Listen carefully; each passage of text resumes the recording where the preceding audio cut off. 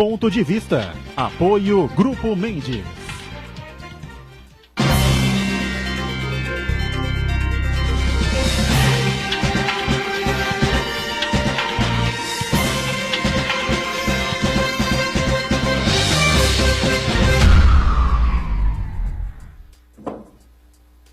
Olá, está começando aqui o nosso Ponto de Vista, você sempre conferindo conosco, acompanhando aqui com a gente, diariamente, 1h30 da tarde, sempre horário do almoço e horário da discussão política e dos assuntos importantes que formam a pauta aqui da cidade, temas como educação, saúde, meio ambiente, desemprego pelo país afora, né? O IBGE divulga números assustadores, arrepiantes, aqui para nós aqui na mesa não são novidades, porque nós estamos batendo nessa tecla aí, nessa tese já há bastante tempo, né, na mentira que significa os 13 milhões de desempregados, 14 milhões de desempregados, tem muito mais gente, não é, fora do mercado de trabalho, mercado formal, enfim, ou mesmo como PJ, né, como pessoa jurídica, uma coisa realmente bastante complicada, bastante negativa e gera aí uma preocupação cada vez maior para o país que queremos, o país que precisamos, né, a partir de antes, né, não a partir da eleição, nem a partir de 19, né, a situação realmente vem muito preocupante há bastante tempo, não é? E claro, discutindo como é esse tema do desemprego, esse problema todo que nós estamos enfrentando, outros temas, outros assuntos de interesse nacional também. De segunda a sexta temos sempre a nossa reprise aqui na Santa Cecília TV, às 1h30 da manhã, enquanto a TV transmite os jogos da Unisanta. Depois a gente volta com a reprise no nosso horário habitual, às 20 horas, 8 da noite. Para ajudar a gente a tentar iluminar os nossos caminhos, né, que estão meio obscuros, com prazer a gente recebe de volta uma das grandes referências políticas aqui da cidade e do país, Gastone Rigg, advogado, ex-deputado, ex-líder de bancada do PTB, no Congresso Nacional, participa mais uma vez conosco. Prazer recebê-lo, tudo bem, Gastone? Tudo bem, querido. Eu é que tenho o prazer de estar entre vocês e de ganhar um pouco dessa luz que vocês nos emprestam. Nossa, a luz anda meio apagada aqui, viu? Porque tanto problema, tanta cacetada que a gente toma, né? A situação realmente anda meio obscura. Fernando Chagas, comentarista político, né? E tem larga experiência em finanças públicas, também já destacou isso que está divulgado hoje, foi divulgado hoje pelo IBGE aqui no programa, né? São números realmente arrepiantes, a gente vai discutir com calma ao longo do programa também. Certo aí, Chagas? Tudo. Olá, um abraço aos amigos, em especial ao constituinte Gastone Rigg, um prazer estar com o senhor, aproveitar seus conhecimentos, a sua história, né? Afinal, a Constituição faz 30 anos, né? 30 anos. 30 anos. Os direitos sociais, muitos estão ali contidos na Constituição, graças ao Gastone Rigg, né? Mas quanto ao desemprego, nós temos falado aqui, né? São 12% da população ativamente econômica, mas na realidade não reflete o que ocorre na prática, na vida real, na vida do dia a dia. São 27 milhões de desempregados, se contar aqueles que têm trabalho por conta própria ou trabalho eventualmente. Eu acho até esse número até otimista. No meu modo de entender, se juntar todos aqueles... Passa disso, né? Passa disso.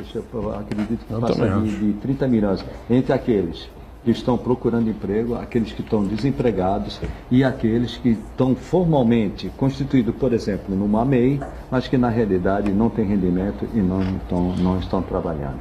O MEI, que diz o Chagas, é o microempreendedor individual, certo? Marco Santana sempre conosco, atento lá na ponta às redes sociais, as transmissões que fazemos aqui do Ponto de Vista, claro, com a sua participação sempre importante aqui com a gente. Tudo bem, Santana? Tudo bem, boa tarde a todos. Boa tarde especial ao Gastone Rigg, sempre um prazer ter a análise profunda e atenta do Gastone Rigg para os fatos da política, do Poder Judiciário e outros assuntos que fogem ao nosso entendimento dos pobres mortais aqui. Eu quero agradecer você que nos acompanha ao vivo, cumprimentar você, convidar você a participar do programa, mandando sua pergunta, crítica, sugestão, pelo Facebook, Ponto de Vista com Edgar Boturão, ou por e-mail, contato@pontodevista.tv.br. O programa também pode ser acompanhado ao vivo, também na internet, santaportal.com.br/tv. As edições anteriores ficam disponíveis também na internet, no nosso canal no YouTube, na nossa página no Facebook. E você que nos acompanha na reprise, uma boa noite. Muito bem. Você que está aí na reprise sabe que o programa termina ao vivo às 2h30 da tarde e o que acontece daí para frente, né, a gente não pode prever aqui, evidentemente, né? Hoje tem 3.000 agentes, né, da Polícia Federal fazendo apreensões aí de quem pratica pedofilia pelas redes sociais, enfim, é claro que só mais tarde é que a gente vai poder ter um balanço, ou amanhã, ou no sábado, enfim, né, mais detalhado dessa outra mega operação da Polícia Federal. Cada dia é uma, enfim, um país realmente, situação absolutamente inimaginável algum tempo atrás. Agora, o Gastone, a gente conversou por telefone, né, sobre o documento da CIA divulgado contra o ex-presidente Ernesto Geisel, o entendimento que ele tinha dos assassinatos que eram cometidos, né, pelo governo dos militares, enfim, né, e temos aí o quadro político totalmente indefinido, mas jornalismo é assim, né, a gente acaba começando pelo fim, né. Vamos ver essa notícia do IBGE, né, eu acho que é um tema importante, com a larga experiência que tem, né.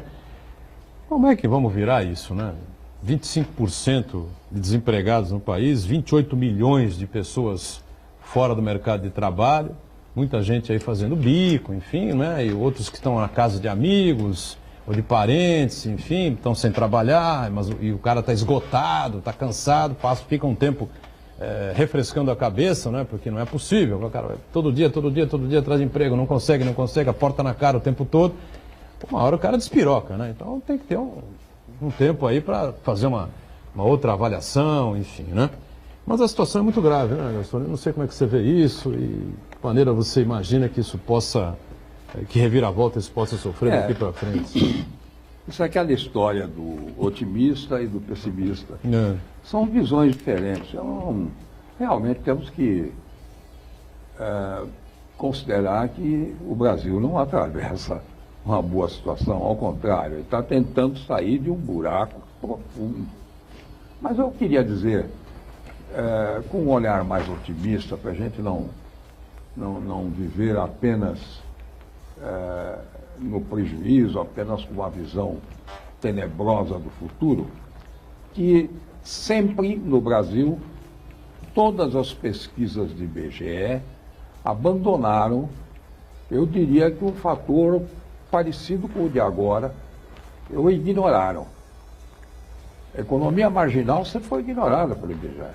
Não é de hoje, não é agora. Quer dizer, digamos, tem 12 afirmativo, se diz que tem 23, mas antigamente, quando tinha 6, na verdade tinha 12 também por fora. Então essa proporção vem se mantendo. Agora, segundo, eu tenho um certo olhar otimista em relação ao que parece ser uma crise, que é a transformação do emprego com vínculo permanente em atividade laboral autônoma, ou seja, é o pequeno empresário. Pequeno empreendedor. Eu acho que essa transformação mostra uma evolução muito grande, não só econômica, mas também como postura, como identificação com o avanço da humanidade. O Brasil não mostrava isso. Veja bem, eu tenho uma tese que evidentemente não dá para se desenvolver aqui, seria muito longa. Mas eu quero dizer o seguinte, o emprego com vínculo permanente é uma das formas de escravidão, apenas mudou o nome. E hoje tem contrato. Mas é escravatura, o sujeito tem que chegar às 7 horas no trabalho. Se não chegar, é multado. Ele tem que sair às 5 horas, se sair antes, é multado. Se não estiver bem, faltar o serviço, perde o fim de semana, o descanso semanal e perde o dia de trabalho. Se não obedecer a ordem do patrão, pode ser suspenso, pode ser descontado, pode ser até despedido. Ora, isso não é forma de escravatura. Eu, no trabalho, tenho que me vestir como o patrão exige. Bom, então, essa relação empregatícia, a humanidade, com o avanço científico, tecnológico de que está sendo dotada, ela tem que começar a desaparecer. É preciso que os homens sejam mais livres e possam espontaneamente trabalhar, espontaneamente dispor do seu tempo. Se eu não quero trabalhar, então não vale aqui eu desenvolver, há soluções para isso. Nós tivemos aqui cooperativa de trabalhadores, caso de estivador, consertador, etc., que preserva a liberdade individual. Então, o fato de que estamos criando um mercado autônomo, livre, espontâneo de pequenos empresários, É um fato muito positivo. Por outro lado, Gastone, o trabalhador brasileiro ele está preparado para isso, que o trabalhador brasileiro sempre quis aquela carteirinha azul, ou então um concurso público Aí é para que ser está. nomeado. E pior, É uma sempre cultura, quis a né? aposentadoria. Cultural Temos que isso, né? acabar com esses mitos. Essas coisas não sobrevivem com o presente e muito menos sobreviverão no futuro. Precisamos alertar que a aposentadoria é fim de caminho. A aposentadoria é morte. A aposentadoria tem que se dar para a pessoa incapaz. O trabalho tem que ser objetivo sempre. O trabalho tem que ser prazeroso. É por isso que eu digo que essa história do vínculo permanente, que vive se defendendo do emprego e tal, nós estamos dando um valor a ele que futuramente tem que desaparecer. Seguramente. Agora, voltando ao seu decreto. Não. Veja, eu tenho a impressão, inclusive ontem recebemos aqui um dos membros aí do Partido Novo, e ele vai muito nessa linha aí, um discurso muito parecido com esse que você faz aqui. Eu acho importante isso mesmo, que as pessoas possam ter essa liberdade, entendeu? Trabalhar de uma maneira... Ser um trabalhador avulso, entendeu? Você presta serviço para o cidadão ali, mas pode prestar serviço para o outro ali. É preciso, Boturão, é claro que é preciso modificar toda essa estrutura. Claro, acima disso é preciso que você né? tenha uma educação minimamente qualificada para poder ter chance sim. Nesse mercado. É preciso que seja política de Estado, é preciso que toda a sociedade se confie. Sem pensar em emprego formal propriamente dito, né? Pensar em geração de emprego, recuperação da economia, né, Gastão? Você vê isso? Mas olha, essa possibilidade aí, não? A verdade é a seguinte, todos vão concordar comigo. Há alguns meses que o fenômeno se instalou. É o da expectativa. Eu próprio, minha família, meus parentes, meus filhos, todos estamos aguardando as eleições. O Brasil começará em janeiro de 2019. Esperando a salvação. Claro, sim, mas vamos ver, não é só salvação. Sabendo o que é que vai haver. Quer dizer, pelo menos a expectativa, qual é o discurso, qual é a plataforma, qual é o programa, qual é a esperança que se tem, porque no momento o quadro é absolutamente conturbado. Os candidatos que aí estão não representam coisa nenhuma. Os percentuais, coisa nenhuma. Eu não me impressiono com... Eu dizia até em conversa com vocês que essa pesquisa está dizendo o seguinte, que a população está contra o status quo. Isso já é de cara. Mas o status quo reage, hein? O status quo quer dizer a situação atual, essas condições, quer mudar. Muito bem. E uma parte tem muito medo com a mudança e preferiria ficar, digamos, com o estágio do PT anterior. Então, não é uma definição em termos de pessoas, de programa, nada disso. É apenas uma posição defensiva que se toma neste momento em que sofremos uma grande ebulição político-social e não temos nenhum anúncio de saída. E é por isso que eu digo, precisamos começar a encontrar. Mas só seguindo o seu raciocínio, rapidamente, para não perder a oportunidade. De um lado, como o senhor falou, eu concordo plenamente. Nós não temos nenhum candidato que apresente uma proposta. Por outro lado, as pessoas, o que eu vejo, procurando uma salvação que não vem a curto prazo. Isso nós não podemos cair nos dois extremos populistas. Populismo de direita ou populismo de esquerda, enquanto que o centro está sem rumo. E não tem muitos candidatos e não tem nenhum. Olha, eu já esqueci um pouco essa história de esquerda, direita e centro. Eu faço assim, confundo a esquerda com a direita.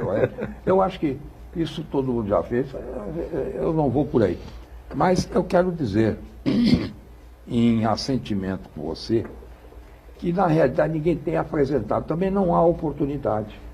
A televisão hoje, esta aqui é uma televisão independente. Este é um programa raríssimo de se encontrar. Mas a televisão toda está comprometida. Nenhum de vocês vai negar. Todos eles se comprometem, ou com o Estado, ou com uma corrente política, ou com os banqueiros, ou com nada. Estão todos pendurados, todos.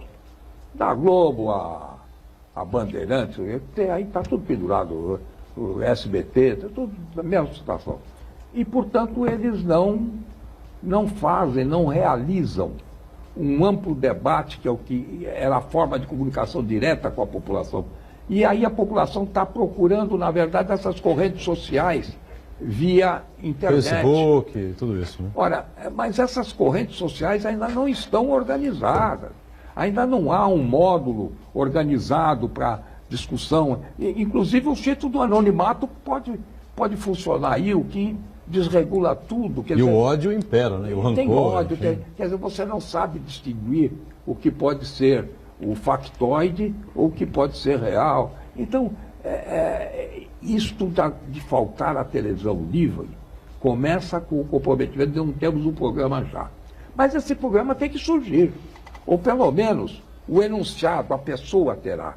Agora, nos enganarmos com mais demagogia, que me perdoem os que sejam afins, mas já chega o que o PT e o Lula nos fez. Essa coisa de cumprimento com o chapéu alheio, essa bondade imensa, com o dinheiro que é do povo, com o dinheiro que é do governo, com o dinheiro que deveria estar fazendo creches, hospitais, escolas, infraestrutura, fazer benesses, bondades com países estrangeiros, dos quais não teremos nunca reciprocidade, fazer bondades com as empreiteiras, financiando bilhões, não são nem de reais, são de dólares. Fazer bondade com os corruptos, cobrando em todas as obras que sequer são realizadas. A gente começa a ter saudade do Maluf, do Ademar de Barros. Fala isso. Pelo menos se fazia obra. Ou não é verdade? Não fala assim. Não, é claro, não, eu estou dizendo porque... Tenho saudade do Mário Covas. Esse eu tenho saudade. Não, eu quero dizer uma coisa. Foi um homem coisa. honrado, né? Mas o Zuzinho, filho dele, esteve aqui conosco, né? Não, mas não foi só ele, nós temos muitos homens honrados. Não, sim. Inclusive ele. Não ele, desse tipo, nós... desse porte, você falou do Maluf. Não, mas para nós aqui em Santos, realmente, o Mário Covas é um símbolo, ele tem que ser considerado um exemplo, não só de comportamento, como de postura política. As realizações não foram tantas porque ele viveu um momento em que havia muita carência de recursos. Hoje nós temos até recursos, o que não se tem é a aplicação. E todas as prefeituras estão minadas. Há pouco eu vi esse negócio de Mongaguá. Que desastre. Quem conhecia aquele prefeito? Você conhecia o Arthur? Conhece o Arthur? Claro que eu conhecia. Vocês também, Claro. É um negócio doloroso a gente perceber que isso está acontecendo em todos os lugares.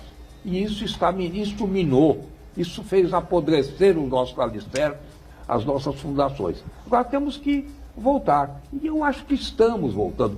Só o fato de não termos degringolado, porque parou a queda. Isso ninguém pode negar. A queda parou. Ora, termos parado de cair é sinal de que nós já chegamos no nosso chão. Pelo menos no chão. Eu disse isso aqui, eu costumo dizer isso aqui. Diga, Santana. Não importa, a partir daqui dá para construir, porque nós não estamos destruídos, não. Estamos aí vivos todos, trabalhando, funcionando e até investindo. Agora, o grande investimento só vai se dar depois das eleições. Até vocês mesmos, seus familiares, seus amigos, estão aguardando as eleições. Nós mesmos aqui da mesa temos que aguardar. O duro é quem sobreviverá, né? Mais 6, 7 meses. Fala, nesse debate todo, nesse cenário de desalento quase completo da população brasileira com a política, de modo geral, né? Isso aí acaba refletindo na pesquisa.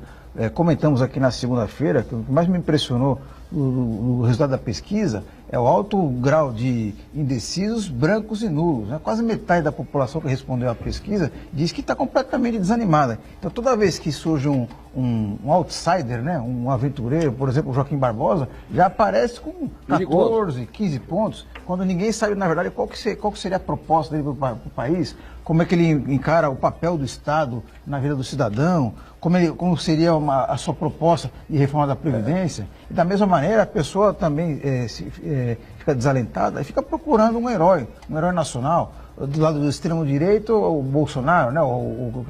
Vamos acabar com resolver os problemas na porrada. Do outro lado, o Lula, achando que o Lula vai resolver todos os problemas da nação, vai repetir o governo que ele fez, né?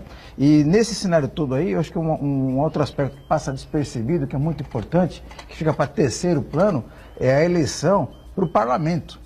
Que não importa quem seja eleito no ano que vem, esse ano, começa a governar o ano que vem, vai enfrentar um país dividido e um país com 30 partidos representados no Congresso Nacional. Quer dizer, não existe uma ideologia clara para se negociar, né? Então, essa negociação no balcão de negócios, em nome do tal governo de coalizão, que na verdade é um parlamentarismo de coação, vai continuar imperando. Então, a crise é muito mais séria do que a gente possa imaginar, né?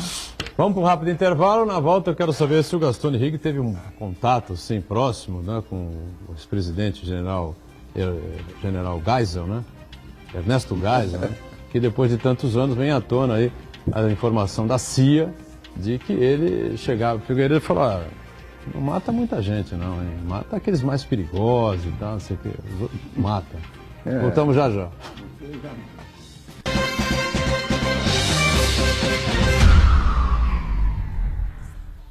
Existe um lugar em Santos onde você encontra os empreendimentos mais fascinantes da região. Um lugar amplo, aconchegante, feito para oferecer o melhor atendimento para você. Um lugar que reúne as melhores opções residenciais e comerciais nos bairros mais nobres de Santos. Um lugar que a gente nem precisava dizer, porque você já sabe. Central de Vendas Grupo Mendes, Rua Guaiaó 55, Aparecida. Venha fechar um bom negócio para abrir as portas do seu novo lugar.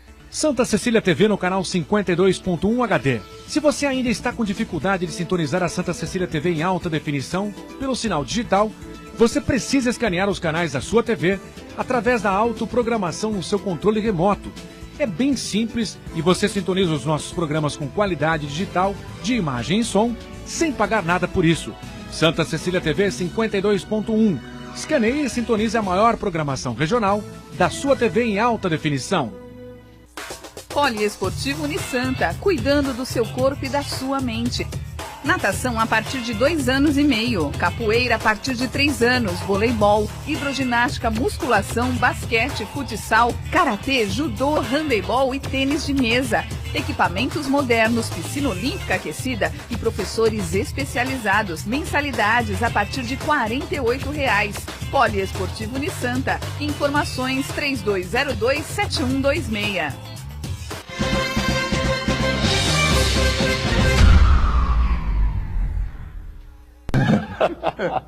E volta aqui o nosso ponto de vista, Gastone Rigg conosco, Chagas, Marcos Santana, né? E como diz o Heródoto Barbeiro, quem conhece a história, né, consegue fazer uma certa previsão do futuro e ter uma boa compreensão do presente, né? Porque, como dizem, né, os historiadores, a história acaba sempre se repetindo, não exatamente da mesma forma, da mesma maneira, enfim, né, às vezes muda os personagens e tal, né?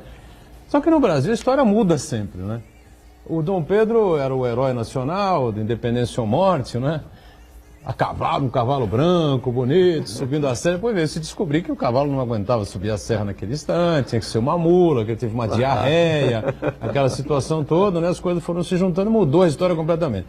Agora, até a semana passada, o ex-presidente, general Ernesto Geisel, era uma figura assim meio até que... não diga simpática, né? Porque dizer que o Geisel era um homem simpático é forçar a barra demais, né? Mas era tido aí como o general da abertura, né? Que fez aí o início, né, do processo de abertura política do país, enfim. Aí vem a CIA, uma documentação demonstrando que ele, na verdade, era sanguinário, né? Como outros foram também, né?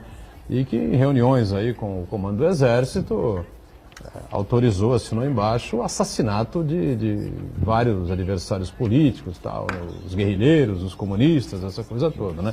Mas pelo que o documento fala, Gastone, eu não sei exatamente se você teve algum tipo de convivência com o Ernesto Geisel, enfim, né? Ele teria dito ao chefe do SNI no governo dele, que seria presidente também, o João Figueiredo, falar, mata os mais perigosos, entendeu? Não mata todo mundo, não. Os mais perigosos você mata, né? Essa turma da guerrilha aí, os comunistas que querem tomar o poder. E foi aí conivente com 150 mortes aproximadamente, né? Chegou a conviver com ele? Você como deputado e ele como governante, não? Conviver pessoalmente não, mas Não, convivemos politicamente, porque eu como vítima, ele como carrasco. Ele foi um dos que me caçou, né? Me caçou, tirou meu mandato. Com as 5? Com o AI-5. E foi em 1968, 30 de dezembro de 1968. E nesse período, inclusive, pegaram meu apartamento, móveis, tudo. Ficaram com tudo. Tudo ficou em nome do... Não, mas me deixaram vivo, né? Quer dizer, não entrei nada lá. Tinha um pretexto, ele simplesmente falava assim, está caçado e ponto final. Ou tinha, ele Não, tentava justificar é uma reunião, imagine você, uma reunião do Ministério, porque aquilo já veio pronto, lá da Secretaria, de não sei o quê, lá do Serviço Secreto do Exército, SNI, chegava lá à mesa do Ministério e caçava-se, todos da lista. Não escapou ninguém da lista que veio. A minha foi a primeira lista. Foram 20 e poucos. Onde estavam lá certa, todos aqueles deputados também mais de esquerda. E eles não titubearam. E eu tinha algumas relações muito boas. Por exemplo, eu tinha boas relações com o ministro... Foi ministro da Fazenda, o... Mário Henrique Simons? Não, o... Delfim Neto? Delfim. Eu tinha ótimas relações com o Delfim, ele era muito agradável, era muito ameno, mas ele não disse palavra nenhuma. Então, eu fiquei. E tinha com alguns ministros lá até, eu tinha tido relacionamento como deputado. Mas o que é incrível é que nenhum podia falar nada e eu fui caçado simplesmente. Agora, eu queria dizer uma coisa. Eu não sei, o documento, se não é vero, é bene trovato, diziam os italianos. Isso era assim mesmo. Eles, na realidade, estavam imbuídos de que eram senhores da razão. E que o lado de lá é aquela história do sujeito, eu sou a verdade, o outro é a mentira. Quer dizer, eu sou a bondade, eu sou o céu, o outro é o inferno, eu sou Deus, ele é o diabo. Então, para os militares, isso era definitivo. Do lado de lá eram inimigos da sociedade, destruiriam a sociedade. Então, o fato, e o militar, que é preciso também ter um pouco de lembrança que o militar é formado para a guerra. E guerra significa exterminar o inimigo. Exterminar o inimigo para não ser exterminado, claro. Você, para defender o país, tem que saber exterminar os inimigos que pretendem atacar o país. E exterminar o inimigo quer dizer matar, executar. Então, porque é preciso, como é que as pessoas se formam? Quer dizer, isto para eles, liquidar o inimigo, é realmente um objetivo permanente. Quer dizer, não de matar propriamente a pessoa como assassinato e tal. Mas é o de... Mas, por exemplo, o Rubens Paiva, por exemplo, o Rubens Paiva, por exemplo, pode estar nessa relação, por exemplo, de inimigo do regime naquela época? Não, muitos. É como acredito que aqui em São Paulo mesmo, o jornalista, aquele operário também, o Manuel Fiel, todos eles jornalista morreram. Herzog? O Herzog também. Eu não acredito que tenham morrido a tiros ou a paulada, ou o que seja. Tal. O problema é que a situação a que ficam submetidos, nus às vezes, tomando choque, ou chega a pendurar.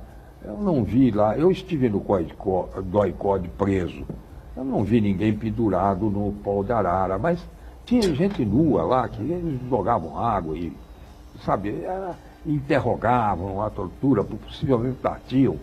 E, sabe, uma pessoa que tivesse, e num clima emocional, por exemplo, como o caso do Brasil, deve ter tido um infarto. Mas que tipo, por exemplo, de preso você possa lembrar que sofreu? Político, por exemplo, não sofria esse tipo de Também, sofreu também? O caso do Rubens Paiva. Rubens Paiva, né? O Rubens Paiva, mas não é só o Rubens Paiva, há muitos outros políticos. Eu, quando estive preso... O pai do Davi Capistrano foi morto depois de torturado. O pai do Davi Capistrano. Sim, Davi Capistrano, eu não né? sei se ele foi propriamente morto ou se ele teve um infarto qualquer. Não, ele foi coisa. executado e picaram o corpo dele. Bom, depois deve ter tido, porque o problema deles é o seguinte, morreu, e agora?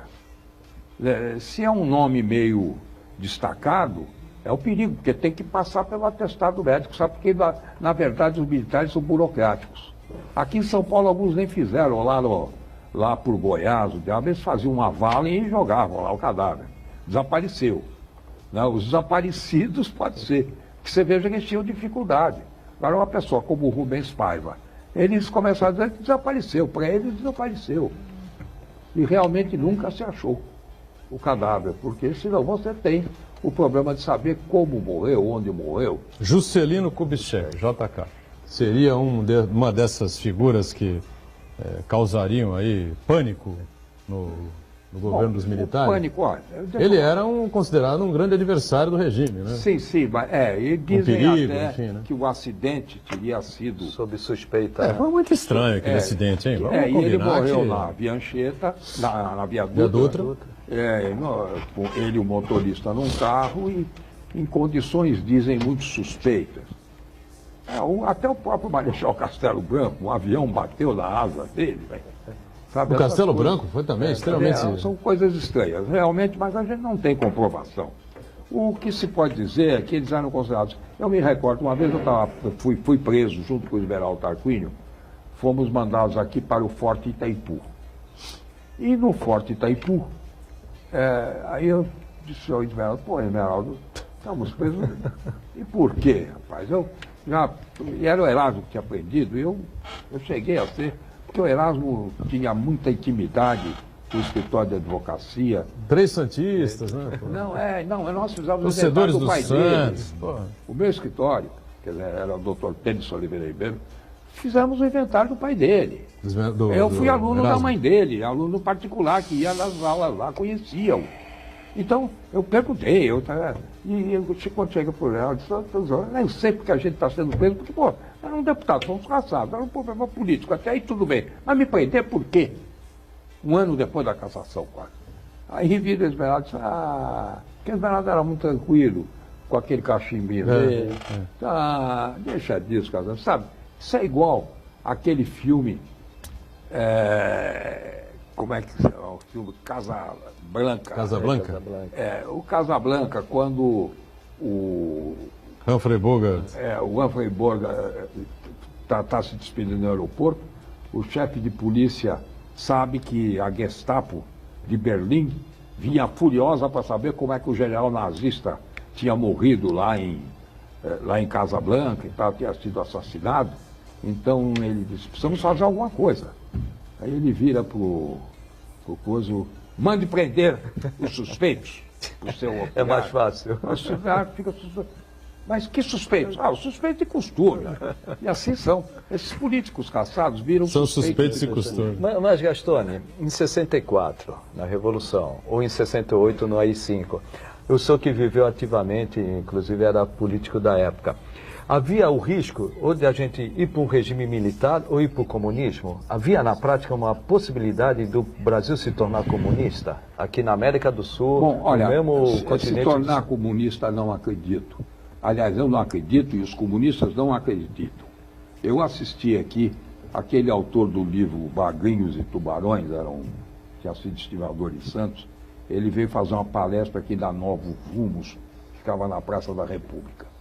E lá no meio da palestra, alguém perguntou para ele, me diga uma coisa, porque ele se declarava comunista, secretário do Comitê Central e tal. Aí perguntava, me diga uma coisa, mas se vocês comunistas tomarem o poder, isso foi em 64 mesmo, qual seria o primeiro ato que vocês fariam? Mandar preparar a retirada imediatamente. Foi a resposta dele. E por quê? Porque não estão preparados para o poder. Os comunistas tinham consciência de que não tinham condições de preparação. Você, para exercer o poder, você precisa ter um amplo projeto de governo, projeto que cubra toda a sociedade. E os comunistas não tinham para isso. Mas poderia se implantar os tais que estava implantado mesmo, o tal governo populista, que seguramente poderia conduzir a um tipo Venezuela. Com Jango. Com Jango. Né?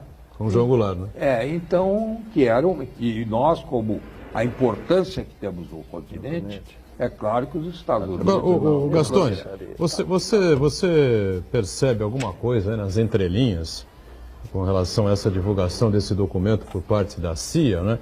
Porque é curioso, né? A CIA divulga esse tipo de documento para acabar de melar a imagem, o jornalista, do militar brasileiro. Né?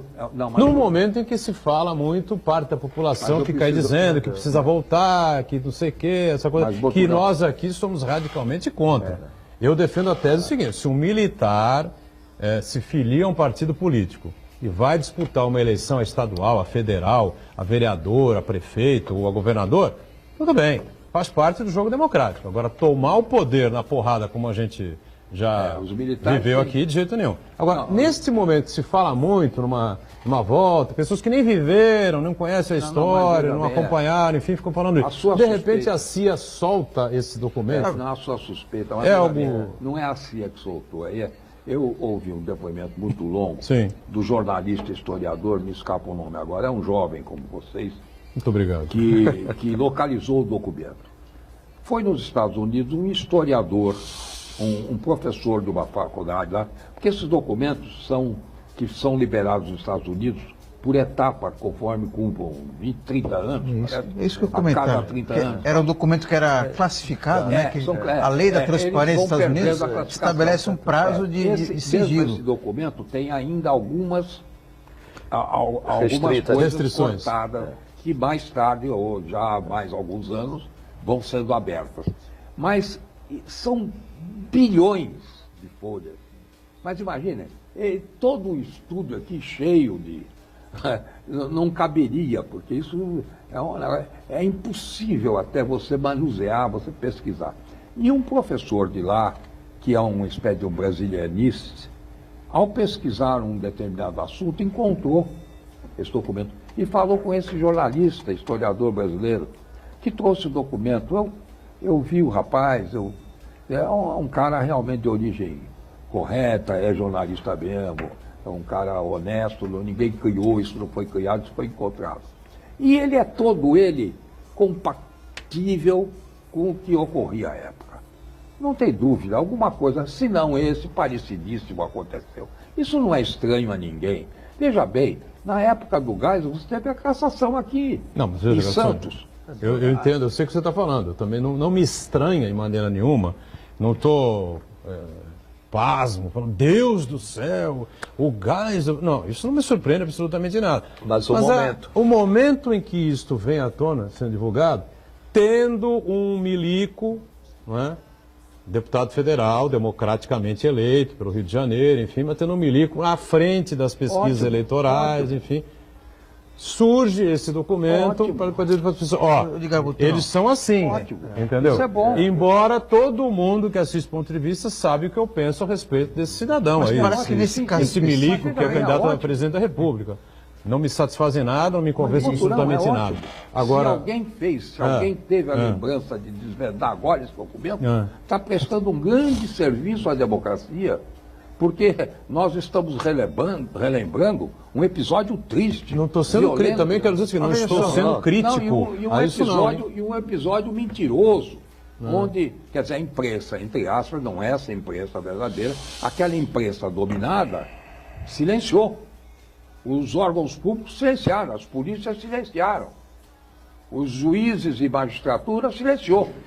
E esse documento nos lembra que essa história de militar nos conduz a isso, à ditadura, à morte, à revolução, ao sacrifício da juventude.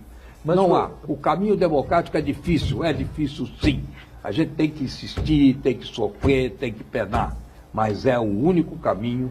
Esses documentos vieram à tona justamente agora? Esses documentos vieram à tona justamente agora por causa do cumprimento desse prazo estabelecido pela lei da transparência nos Estados Unidos, que faz uma quarentena dos documentos sigilosos, que eles chamam lá de classificados. Agora os documentos são desclassificados e agora o pesquisador foi até a fonte, né? E agora o que chama atenção nesse episódio aí é o modo como o governo americano e o governo brasileiro ele se organiza com relação a esse tipo de documento, né? Nos Estados Unidos, tudo que é registrado para salvaguardar o subordinado, para atribuir a responsabilidade das ações, das decisões, a quem realmente toma as decisões. É verdade. E no Brasil, justamente o contrário.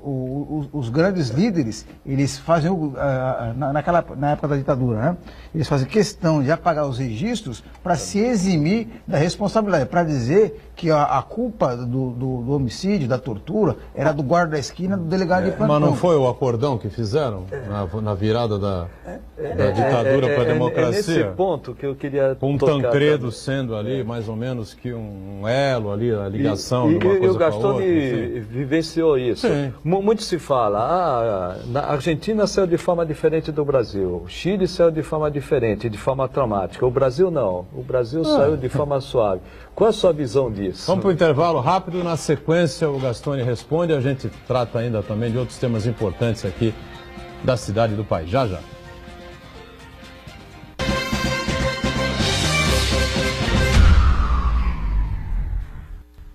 Existe um lugar em Santos onde você encontra os empreendimentos mais fascinantes da região. Um lugar amplo, aconchegante, feito para oferecer o melhor atendimento para você. Um lugar que reúne as melhores opções residenciais e comerciais nos bairros mais nobres de Santos. Um lugar que a gente nem precisava dizer, porque você já sabe. Central de Vendas Grupo Mendes, Rua Guaiaó 55, Aparecida. Venha fechar um bom negócio para abrir as portas do seu novo lugar.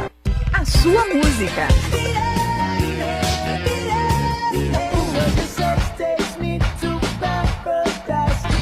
A sua notícia. 107,7 Notícias. O seu locutor. A sua promoção.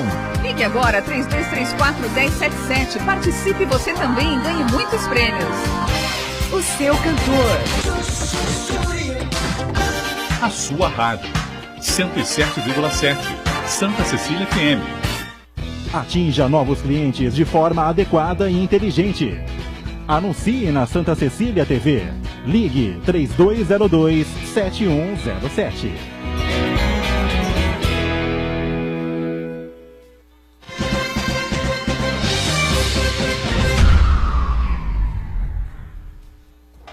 Muito bem, sequência aqui do ponto de vista, espaço aqui para o Fernando Chagas repetir aí o questionamento que fez em relação ainda sobre essa documentação toda divulgada pela CIA recentemente e que joga o ex-presidente Geisel na vala comum, né, nos milicos que corroboravam, que sabiam dos crimes, dos assassinatos, enfim, né? Os historiadores, jornalistas também, né, sempre falam, a Argentina saiu de forma traumática. O Chile saiu de forma traumática, outros países. O Brasil não, saiu de forma suave e negociada. Quem está certo nisso? A saída do Brasil ou a saída da Argentina, Chile e de outros países? Bom, eu acho que nenhuma saída é boa. É boa que não haja nenhuma entrada. O melhor é que não haja entrada. Nisso, né? Porque, havendo a entrada, a saída haverá de ser sempre dolorosa. Agora, é evidente que escolhemos o melhor caminho. A negociação foi melhor. Infelizmente, houve alguns do caminho aí, nós nos desencaminhamos um pouco. Eu digo até, quem sabe querendo fazer o bem, não sei, não quero julgar no momento. Eu até porque fui julgador uma vez e até fiquei muito mal na eleição. Mas acho que o Fernando Henrique Cardoso, que recebeu o país a uma determinada altura, pronto para com que se desenvolvesse a democracia, e uma democracia, digamos, honrada, uma democracia rigorosa, primorosa, sem essas compras e vendas, ele, na realidade, ficou tão poderoso que acabou dando início a todo o quadro que nós temos hoje. Porque ele acabou corrompendo o Congresso com a história da reeleição, acabou fazendo acordos à esquerda e à direita indiscriminadamente, que tiveram peso fisiológico, e acabou fazendo um acordo o mais vil que eu já assisti em minha vida, que foi com o Lula, em 2002, altura de janeiro ou fevereiro, que pela primeira vez eu vi um candidato a presidente da República de oposição atravessar a Praça dos Três Poderes e ir para o Palácio do Planalto, ficar lá 2h30 e voltar, quando tinha sido assassinado o prefeito de Campinas e o prefeito de Santo André. Toninho do lá PT foi de Campinas, feito um acordo Santo pelo qual Santo André. se pouparia o PT, que foram esses, inclusive a gente tem aí esse pessoal todo que acabou mais ou menos condenado, não condenado, saindo por aí, que hoje a gente sabe que foi uma armação. Claro que a gente não pode dizer que é uma armação do PT, passou de uma corrente lá do PT que estava dominando na época. E esse acordo foi feito com o Lula. O como? O Lula não invadiria e nem abriria processos contra o governo do Henrique.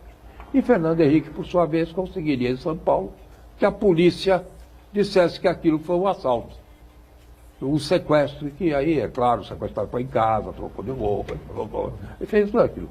Muito bem, e assim foi feito. E eu quero dizer que assim foi feito mesmo.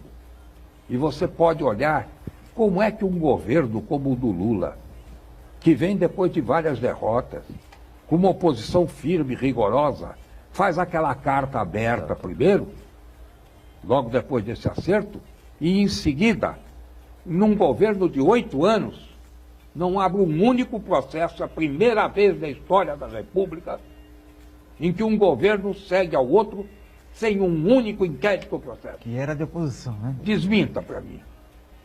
Não, eles sempre foram primos irmãos, né? Como? Eu sempre brinquei com o pessoal do PT, do PSDB. Não, eu quero dizer que entre Lula e o Fernando PT Henrique havia uma irmandade. E é isso aí. Isso que eu digo, sempre disse isso. Você brincou falando a verdade.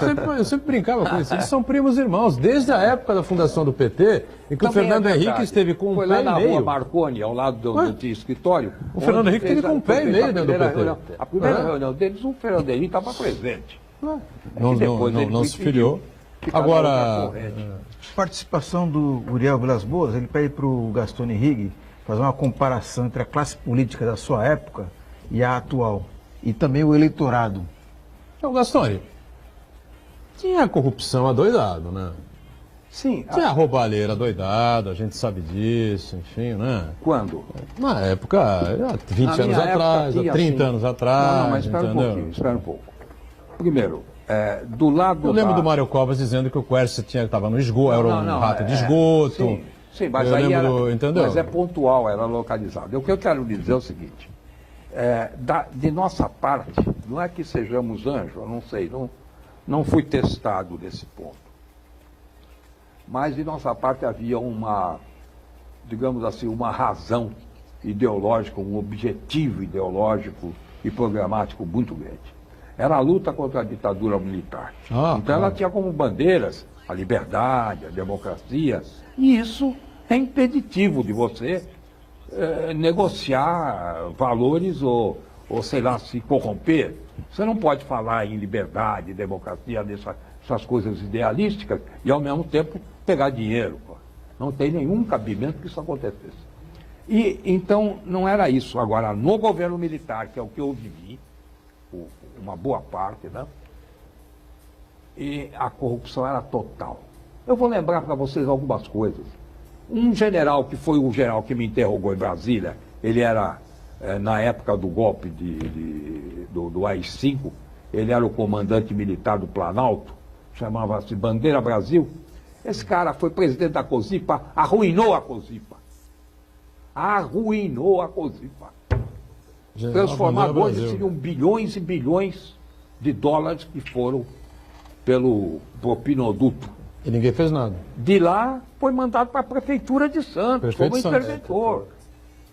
E aqui foram feitas barbaridades. Ele tinha um chefe de gabinete, um major, que era o corrupto dos corruptos, gaveta aberta para tudo que entrasse. E o filho dele, general. uma barbaridade. O general ficava no Rio. Eles faziam o que queriam aqui. O Erasmo aprovava o que quisesse, era pelo telefone. Tudo. Ou era deles e tinha que pagar lá. Nunca nenhuma notícia. Não, nem podia, né? Como é que ia fazer? Até, sei lá, se não podia. Só se fosse que nem o. Mas a verdade Folha, não, bom, o era Jornal um da silêncio. Tarde, né? Diz que ele fazia as receitas de bolo, não sei o quê. Sim, mas Estadão, veja bem, mas, Estadão. então as pessoas dizem, o governo militar era honesto. Como? Honesto. Fizeram uma ponte, Rio-Niterói, que era então a maior ponte do mundo, agora tem uma chinesa maior, então, mas era a maior ponte do mundo, custou 3 a 4 vezes o orçamento. É uma ponte inútil economicamente. Você E quem construiu foi o Conhecido consórcio. como o maior caso de corrupção da Bom história da consórcio. humanidade. É. consórcio da Mendes Júnior. Claro que muito útil pelo público, muito frequentado e tal. Mas em termos de retorno econômico, nenhum. Um país que precisa de infraestrutura não pode fazer aquela ponte. Eu com o dinheiro daquela ponte, eu preparava todos os portos do país. Isso mesmo. Ela custou em dinheiro de hoje. Nem o Maluf conseguiria gastar Bilhões e quanto bilhões tanto, né? de dólares. E ninguém falou nada, nenhuma notícia. A maior corrupção, a verdade. Vocês se lembram daquela famosa estrada Transamazônica. Aquilo consumiu bilhões e bilhões de dólares. Hoje ela Não, só para desapareceu. não perder a Rio-Niterói, só para não perder a Rio-Niterói, foi um consórcio, eu me lembro bem, eram 3 grandes empreiteiras. Uma delas a Mendes Júnior. Tá aí até hoje, né?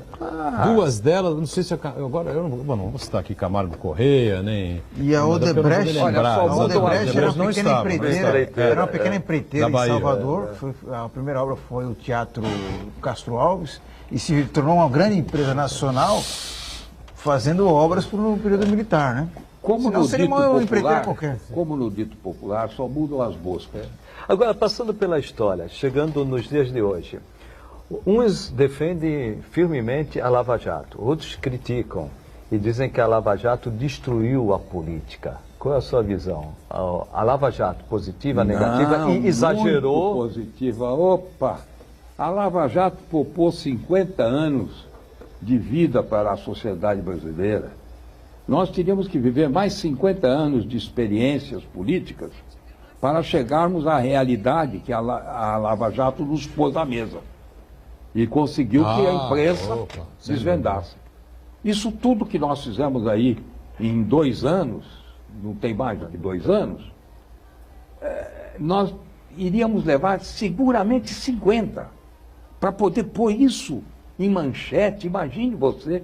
5 anos quase, na verdade, né? Em 2014 já a Lava Jato. Sim, mas ela explodiu na imprensa há uns 2 anos, 3 anos no máximo. 3 anos, né? 3 anos. Ela explodiu na imprensa e nós o que temos tido páginas e páginas, até cansa. Você já está até enjoado. Outro. Né? Outro. Né? Olha lá, 50 milhões, né? Num tal lugar, mas não sei. Pô, que diabo. Esse negócio permanentemente. Agora, ela nos trouxe uma lição que levaríamos 50 anos. Vocês são homens de imprensa, têm que concordar comigo. Não tem dúvida. Agora, Gastone, Isso nos valerá. Agora, é preciso que isso valha como uma lição e que seja aprendido pela população. Eu não quero que seja já nessa eleição. Também não se iludam, não será nessa eleição. Mas possivelmente já na outra eleição que vier, nós teremos um prefeito. Precisamos acabar também com esse negócio de eleição de 2 anos, forma essa escadinha para ficar político subindo escada às nossas custas, se elegendo com um cargo e pulando para o outro. Nós também preparamos esse puleiro, esse galinheiro, que facilita as coisas. Então, o Gastone pode falar isso de... Posso mesmo. Porque de cátedra, porque o Gastone foi deputado federal. Não, eu cumpri os mandatos. Não é? Eu não tenho esse negócio. Quando não cumpri, porque estava na cadeia. Para caçar. Agora, nessa transição que a gente falou há pouco, você comentou há pouco, né? Do regime, você questionou, né, sobre os outros países, enfim, que saíram à base da bala, enfim, da guerra civil contra os regimes militares, né? Tinha um quadro do Jô Soares, você se lembra? Em que o Jô Soares falava, não, estão me entregando, não sei o quê. Aí alguém virava e falava assim, não, Mas vocês fizeram isso, isso, isso. Ele virava, revanchismo não. Entendeu? Como quem diz, ó, nós vamos entregar. Mas vocês vão ficar aí na boa e não vem pra cima da gente, entendeu? Quer dizer, a coisa foi meio por aí mesmo, né, Gastão? Mas a coisa na Argentina foi pior, porque ela acabou entregando, depois não entregou, então voltou a punir, mas quem puniu era corrupto também e aproveitou a violência, que fez aquela história da Revolução Francesa, isso em mesmo. que acaba o próprio promotor pondo a cabeça na guilhotina e aí vai embora. Quer dizer, vira bagunça, como acabou virando mesmo. Quer dizer, não é desse jeito, nós tem que sair como o Brasil. Só que nós não conseguimos acertar naquele momento. Não importa. Temos agora um outro momento. Vamos recomeçar. E é preciso que todo mundo saiba que o outubro deste ano não será um mês de milagre. Não vai nascer um Salvador, a pátria não vai mudar. Apenas o que vamos ter é saber se o povo entendeu a lição e se está começando. Se houver a semente aí, ela vai conseguir brotar depois. Mais umas 2 eleições, nós vamos ter o país que todos nós sonhamos. Mas pode ter uma decepção do povo brasileiro, ele quer renovação. Com essa reforma eleitoral, dificilmente nós teremos renovação, principalmente eu estou falando de Congresso. Não vai haver uma decepção? Não, mas vai haver uma mudança, nós vamos sentir a mudança. Não será mais como antes. Você verá que os corruptos, aqueles que estão marcados, não vão chegar lá, e se chegarem, chegarão tão fracos, chegarão à custa de todo o seu dinheiro mesmo. Eles vão se pôr a nu. A própria televisão vai mostrar, os partidos vão escondê-los. Você verá o que vai acontecer. Eu não tenho dúvida nenhuma, os maus candidatos vão ser vaiados. Vai ter muita injustiça até, eu acredito. Quem sabe tem a gente que vem aí do passado e seja honrada e, no entanto, vai ser confundida. Mas isso acontece. O importante é que nós vamos perceber mudanças. E ao percebermos mudança, nós já vamos saber onde nos engajar, porque aí é que está o problema. Onde é que estão começando as mudanças? No momento é um quadro tão aberto que nós não sabemos por onde ir. Isso me lembra a introdução, estou não querendo bancar o erudito, a introdução de Dante Alighieri na sua famosa epopeia que diz o seguinte: Nel mezzo del cammino de nostra vita mi ritrovai per una selva oscura, che la diritta via se ne smarrita, e dir qual era é cosa dura. No meio do caminho de nossa vida, nos encontramos numa encruzilhada, numa selva obscura, em que há vários caminhos e não sabemos qual é o caminho correto. Ele começa a sua famosa ode assim. E é assim que nós está o Brasil. Mas nós vamos sair, nós vamos encontrar o caminho. Na verdade tem um livro, sem né? Passar pelo inferno, nós já passamos. Eu ia falar do inferno. O inferno de, Mas inferno nós de já Dante. passamos, é isso que eu digo. O caminho agora é o céu mesmo. O inferno de Dante fica sempre a dúvida, né? Ele está projetando realmente o futuro, aquela coisa toda que ninguém se entende, uma confusão dos infernos mesmo, aquilo que a gente vê ali. Ou é uma coisa da cabeça dele, eu não sei, viu? Eu tenho a impressão que, do jeito que a gente está acompanhando. Mas Gastone, sempre um prazer receber você aqui, viu? Claro, político, é tradicional e que... Enquanto se desdobra essa divina comédia brasileira, nós vamos aqui também... E essa especulação que não acaba nunca, não, Chaves? Divina comédia é uma maldita tragédia, né? Essa especulação, o pessoal especula demais, né? O pessoal especula demais, as pesquisas vão saindo, o Lula preso, aparece com 33% das intenções de voto, aí muda o quadro, tira o Lula, aparece o Bolsonaro. Mas eu acho que essa melhor coisa do que toda. se falar de pessoas é fazer o que nós estamos tentando fazer. É falar de princípios. É princípios. Quer dizer, as pessoas entenderem que há caminho, há razão de se fazer. E a razão nunca é pessoal, ela não é de uma pessoa, de um indivíduo. Ela tem que ser de um pensamento, tem que ser ideia, ideológica. Tem que ser assim que um país caminhe. Gastone Higgs, sempre prazer recebê-lo. Volte sempre aqui. Obrigado, hein? Muito obrigado. Eu é que agradeço a vocês. Vocês é que me honraram. E aprender sempre uma com satisfação. vocês é sempre bom para mim. Nós aqui somos bons alunos aqui. Espero que sejamos bons alunos, pelo menos, mestre Gastone. Né? Chagas participa sempre aqui com a gente, diariamente com a gente também o nosso Santana, e a gente com você de segunda a sexta-feira, 1h30 da tarde, ponto de vista sempre ao vivo. E a nossa reprise é 1h30 da manhã, enquanto a Santa Cecília TV transmite os jogos da Unisanta. Valeu, gente. Obrigado.